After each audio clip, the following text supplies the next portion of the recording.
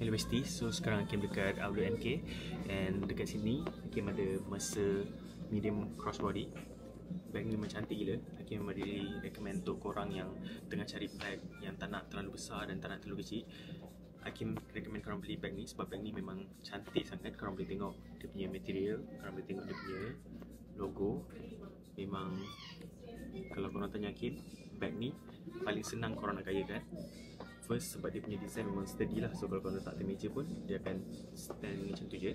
Lepas tu dia punya handle pun jenis yang bukan jenis yang jatuh. So kalau korang tak suka jenis bag yang nampak macam sloppy sangat, korang nak betul-betul kemas, nak sturdy and tak nak yang terlalu susah sangat nak jaga, Hakim recommend korang beli yang ni. First, sebab leather dia memang leather yang cantik.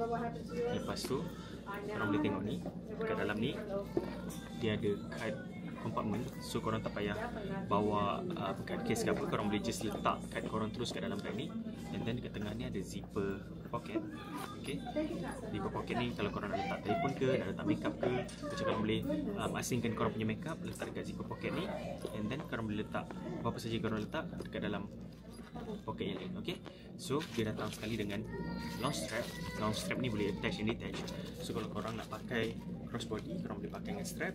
Kalau korang just nak bawa macam ni pun, korang boleh detach je crossbody tu and bawa macam ni. Okay, so memang Hakim sangat recommend bag ni. Bag ni kita dah order banyak, dah restock banyak. So kalau korang berminat, korang boleh tengok detail dekat description bawah and check out guna voucher yang available dekat bag kuning kita. Okay.